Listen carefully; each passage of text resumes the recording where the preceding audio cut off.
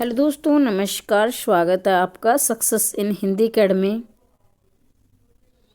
आज मैं बात करने वाली हूँ एचपीएससी असिस्टेंट प्रोफेसर में कितने साल की छूट मिली थी, हरियाणा पुलिस में कितने साल की छूट मिली है।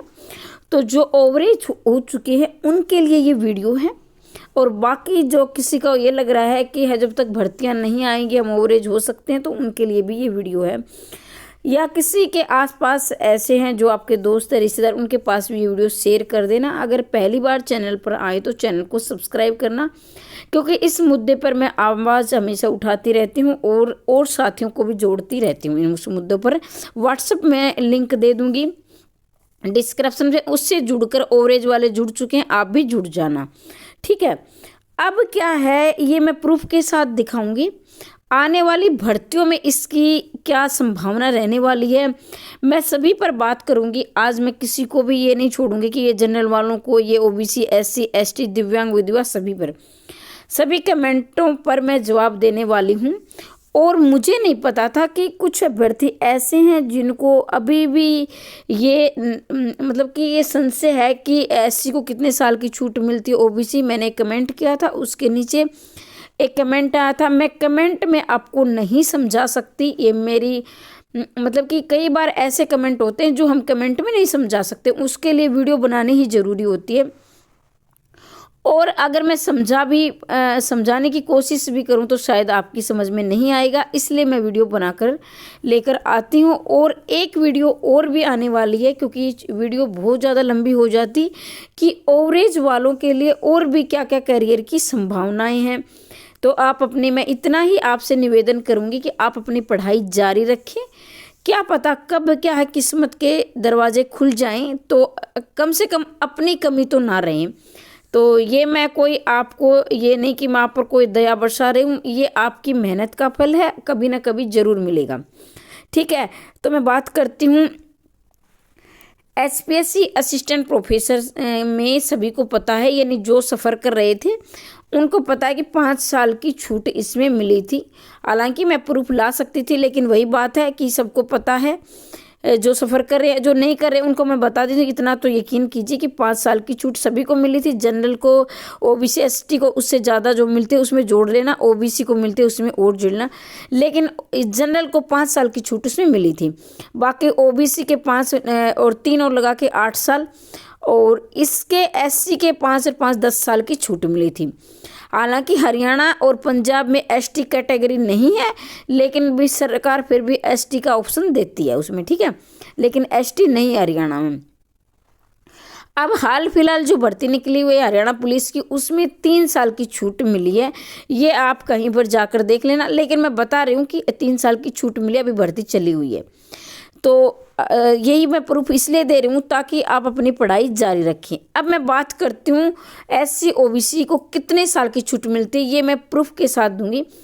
लेकिन आगे बढ़ने से पहले चैनल को ज़रूर सब्सक्राइब कर लें, कहीं आप भूल जाएं, क्योंकि व्हाट्सएप का लिंक दे दूंगी, मैं बार बार बोल रही हूँ, ताकि आने वाले समय में हम इस मुद्दे को उठाने वाले हैं, ठीक है। चलो मैं प्रूफ दिखाती हूँ। ये देखो, भारत सरकार की सीधी भर्तियों में एससी, आपको दिख रहा होगा, मैं थोड़ा सा जूम कर देती हूँ, और आपके फ़ोन में भी ये फीचर है। आप भी अपने, अगर दिखाई नहीं दे रहा हो तो अपने फ़ोन में कर लेना, ठीक है। अगर मेरे करने से नहीं दिखाई दे रहा हो तो आपके फ़ोन में भी ये फीचर है, आप कर लेना, ठीक है। अपने अनुसार एससी अनुसूचित जाति को मिलती है 5 साल की, सभी भर्तियों में मिलती है ये, चाहे वो टीचर की है या किसी भी की है, चाहे वो क्लर्क की है, सीईटी पे जो भी है, जिसमें भी आप सफ़र कर रहे हैं, 5 साल की। ओबीसी यानी अन्य पिछड़ा वर्ग को 3 साल की छूट मिलती है, क्योंकि एक अभ्यर्थी ने कहा था कि ओबीसी को भी 5 साल की मिलती है और एससी को भी 5 साल की मिलती है। हालांकि मैं कमेंट में नहीं समझा सकती, इसलिए मैं प्रूफ लेकर आई हूँ कि ओबीसी को कितने साल की, 3 साल की मिलती है। ये सभी भर्तियों में है, ये नहीं कि यूपीएससी में है, टीचर में है, या फिर क्लर्क में है, यानी बी सी यानी डी ग्रेड से लगाकर ए ग्रेड तक ये सब में मिलती है, ठीक है। अब मैं बात करती हूँ, देखो यहाँ भी दे रखा है 5 साल 3 साल, ठीक है। अब मैं बात करती हूँ दिव्यांग पर, और दिव्यांग को ज़्यादातर 10 साल की छूट मिलती है, लेकिन कुछ भर्तियों में ये थोड़ा बहुत कम ऊपर नीचे हो सकता है, यहाँ थोड़ी संभावना हो सकती है। ठीक है, अब जो है एसटी है, यानी मैं कह रही हूँ जितने साल की, मान ले दिव्यांग को 10 साल की मिल गई, अब वो एससी कैटेगरी का दिव्यांग है तो उसके 5 और जोड़ो, 15 साल की होगी। अब वो दिव्यांग है 10 साल के और वो क्या है ओबीसी कैटेगरी का है, तो उसमें 3 और जोड़ लो तो उसमें 13 साल की होगी। अब क्या है, कुछ विधवाएं हैं, तलाकशुदा महिलाएं हैं, तो उनके वे 35 साल कुछ मामलों में, यानी वो अलग अलग हो सकती हैं। ठीक है, तो मैं यहाँ मतलब कि ये थोड़ा सा संशय वाली बात है, क्योंकि ये अलग अलग भर्तियों में अलग अलग हो सकती है। ठीक है, कहीं आपको मैम आपने ऐसा कहा था ये आंगनबाड़ी में अलग होगी, या फिर टीचर में अलग होगी, या फिर यूपीएससी में ये थोड़ा ये मतलब बदल सकता है, छूट इनमें भी रहेगी, ये थोड़ा ऊपर नीचे हो सकता है, लेकिन यहाँ कुछ नहीं होगा भाई। इसमें एससी को मतलब 5 साल फिक्स है, ओबीसी को 3 साल फिक्स है।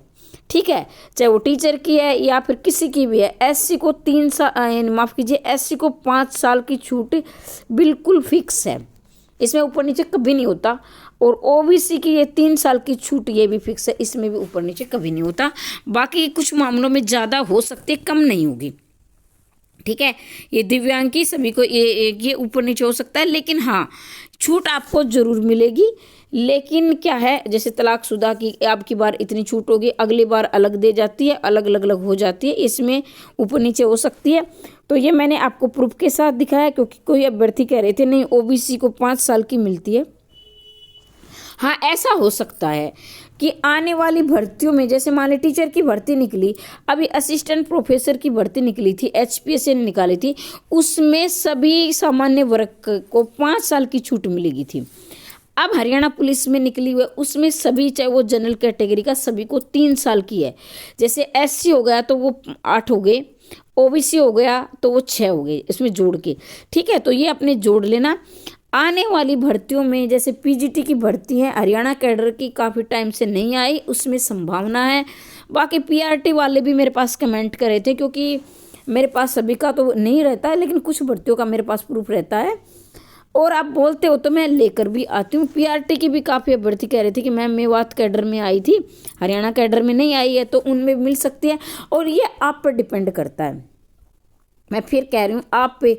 जब कोई छोटा, मैं ये उदाहरण हर मेरी वीडियो में मिलेगा, कोई ऐसा होता है जहाँ पर सरकार शोषण करती है, विभाग शोषण करता है अभ्यर्थी का, तो मैं हर वीडियो में बोलती हूँ, जब तक एक माँ भी अपने बच्चे को जब तक नहीं संभालती, जब को वो बच्चा खुद न रो ले। हम अपने कामों में लगे रहते हैं, कभी ये काम, घर के काम, ऑफिस का काम, पढ़ाई, कुछ भी करते रहते हैं, लेकिन बच्चे की तरफ तभी ध्यान देते हैं जब बच्चा रोने लगता है। तो उसको भी दूध जब मिलता है, जब वो क्या है मांगता है। तो वही बात है, आपको अपने कैरियर, देखो इतने साल आपके चले गए, मैं वही बोल रही हूँ, क्योंकि मैं आपको जागरूक कर रही हूँ कि आपको अपना हक दिलाने के लिए मैं कह रही हूँ कि आपको एक रास्ता दिखा रही हूँ। अगर आपके साथ लग रहा है कि हमारा शोषण कहीं ना कहीं हुआ, तो आप आवाज़ उठाइए।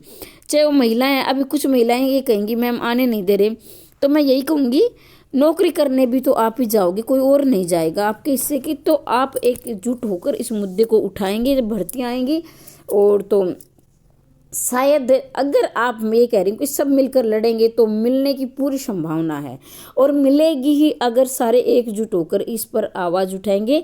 तो मैं व्हाट्सएप का लिंक डिस्क्रिप्शन में दे दूंगी, और वैसे आपको मेरे चैनल के विवरण में भी मिल जाएगा। हमने एक व्हाट्सएप ग्रुप बना रखा है जिस पर इससे संबंधित मुद्दे हम उठाते रहते हैं, उससे आप जुड़ना ना भूलें। और काफ़ी सारे अभ्यर्थी आपको और भी मिलेंगे जो इस समस्या से जूझ रहे हैं। तो आज के लिए इतना ही। ज़्यादा से ज़्यादा चैनल को शेयर कर दें, आपके आसपास जो भी आपके रिश्तेदार हैं, आपके दोस्त हैं। और मैं जाते जाते कह रही हूँ चैनल को ज़रूर सब्सक्राइब कर लें, क्योंकि इस चैनल पर आपको इसी प्रकार की जानकारी मिलती रहती है। और मैं चाहती हूँ आपका गवर्नमेंट जॉब पाने का सपना 2026 में ही साकार हो। मेरी तरफ से आपको बहुत बहुत शुभकामनाएं। जय हिंद, जय भारत।